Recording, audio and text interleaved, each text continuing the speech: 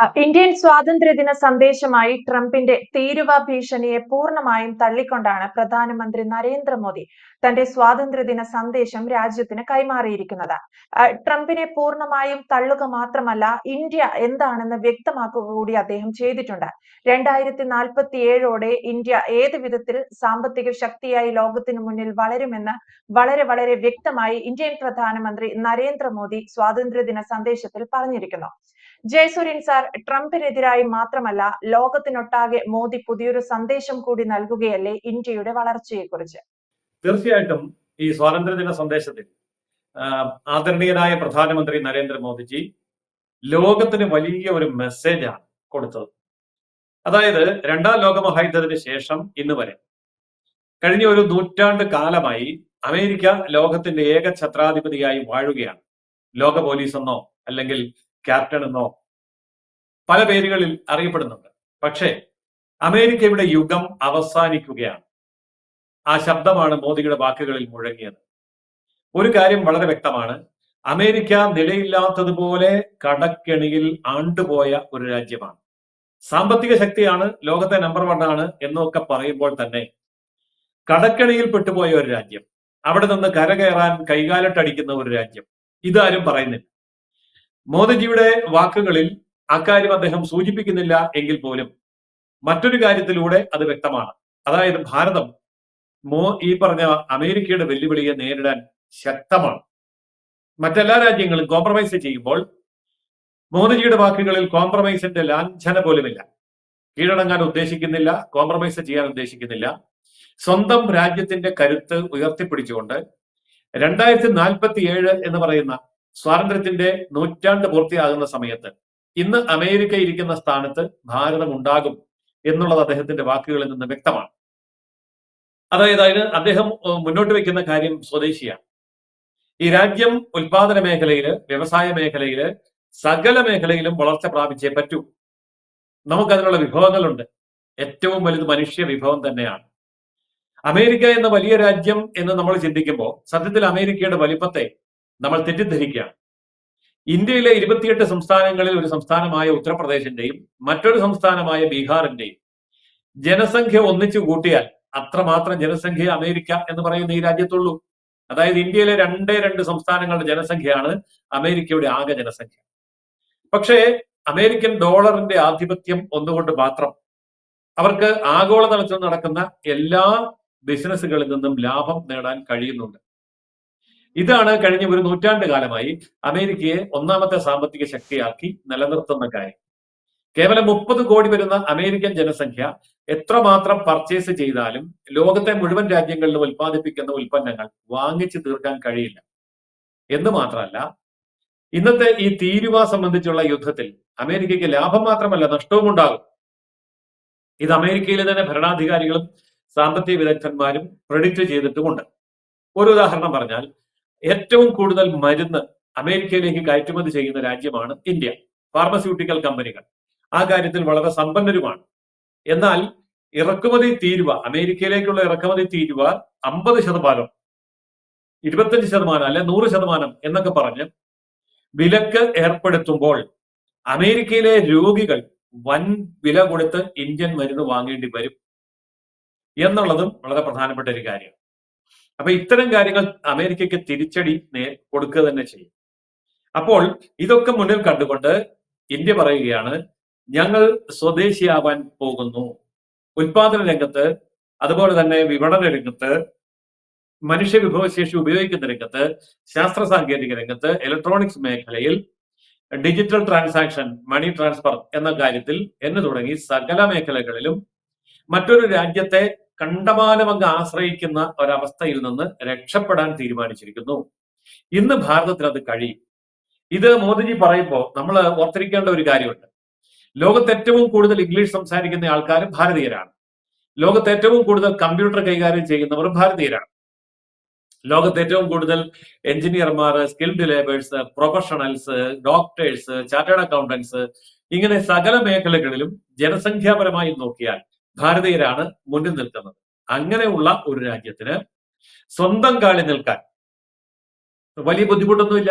മറ്റു രാജ്യങ്ങളുടെ വലിയ പിന്തുണയുടെ ആവശ്യവുമില്ല.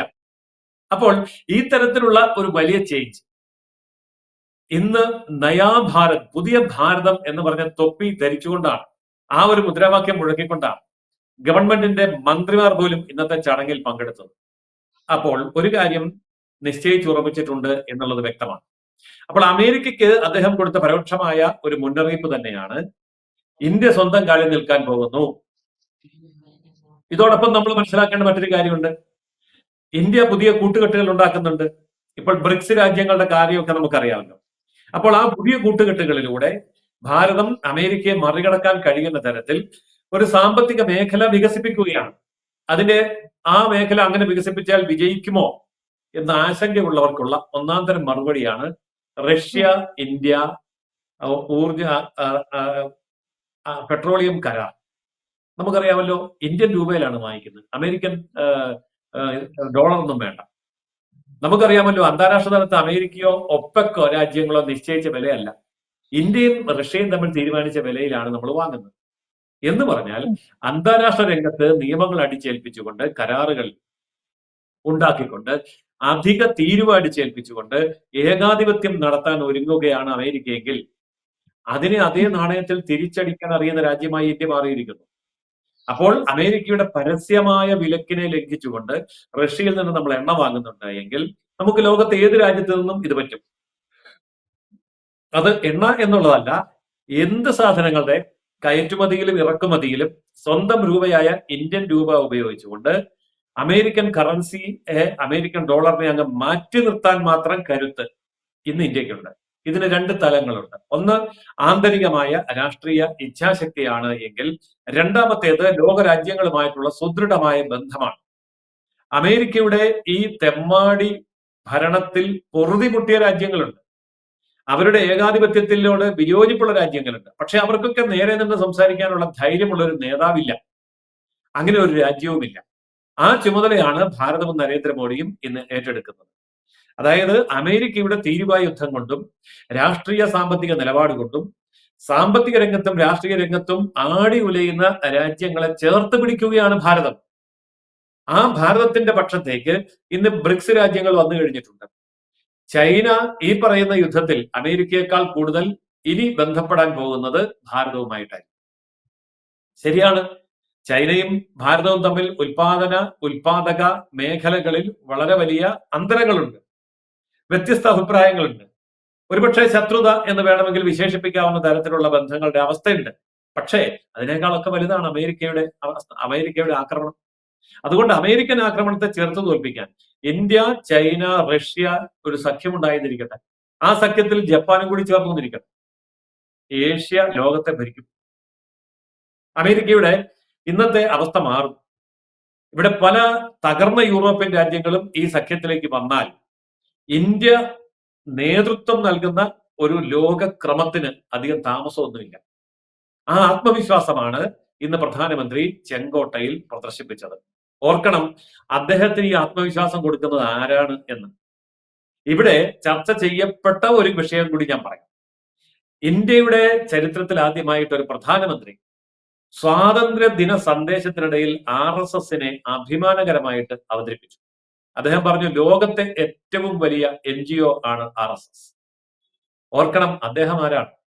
RSS എന്ന് പറയുന്ന രാഷ്ട്രീയ സ്വയംസേവക സംഘം ഭാരതത്തിൽ ജന്മമെടുത്ത് 100 വർഷം തികയുന്ന ഈ വർഷത്തിൽ ആ RSSന്റെ ഒരു പ്രചാരകനാണ് ഇന്ത്യയുടെ പ്രധാനമന്ത്രി പദത്തിൽ ഇരുന്നു കൊണ്ട് ലോകത്തോട് ഈ വിഷയങ്ങൾ ആത്മവിശ്വാസത്തോടെ പറയുന്നത്.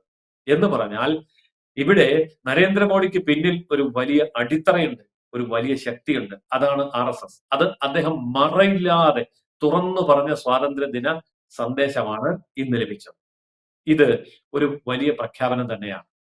അതായത് ആടി ഉലയാത്ത ശക്തമായ RSS എന്ന് പറയുന്ന അടിത്തറയിൽ നിന്നുകൊണ്ടാണ് ആദരണീയനായ നരേന്ദ്രമോദിജി അമേരിക്കയ്ക്ക് മുന്നറിയിപ്പ് നൽകിയിരിക്കുന്നത്. ഇത് കൃത്യമായിട്ടുള്ള ഒരു മുന്നറിയിപ്പാണ്. ലോക രാഷ്ട്രീയ ക്രമത്തിൽ അമേരിക്കൻ ചേരി എന്നതിനപ്പുറം കടന്നു നിൽക്കാൻ കഴിയുന്ന ഒരു ഭാരതത്തിന്റെ ചേരി, ഭാരതത്തിന്റെ ഒരു മേഖല വഴി തുറക്കുന്നു എന്നുള്ളതാണ് ഇന്ന് അദ്ദേഹം നൽകിയിരിക്കുന്ന സൂചന. എന്തായാലും പ്രധാനമന്ത്രി നരേന്ദ്രമോദിയുടെ ഈ സന്ദേശം രാജ്യം ഏറ്റെടുത്തു കഴിഞ്ഞു എന്ന് തന്നെ പറയാം. കാരണം ട്രംപിനെതിരെ അമേരിക്കയുടെ 50% താരിഫ് എന്ന ഇന്ത്യക്ക് മേലുള്ള ഭീഷണിക്കെതിരെ അതിശക്തമായി പ്രധാനമന്ത്രി നരേന്ദ്രമോദി ഇന്ത്യയുടെ ഭാഗം എന്താണ്, ഇന്ത്യ ഏത് തരത്തിൽ ഈ വിഷയത്തെ കൈകാര്യം ചെയ്യും എന്നുള്ളത് വ്യക്തമാക്കിയിരിക്കുന്നു. ട്രംപിനെതിരായ പ്രധാനമന്ത്രിയുടെ മറുപടി കൂടിയായി ഇതിനെ നമുക്ക് കണക്കാക്കാം. വ്യക്തമാണ്. Thank you Jayasuryan sir. കൂടുതൽ വാർത്തകളും വിശേഷങ്ങളും നിങ്ങളിലേക്ക് എത്താൻ ABC മലയാളം സബ്സ്ക്രൈബ് ചെയ്യുക, ബെൽ ബട്ടണും അമർത്തുക.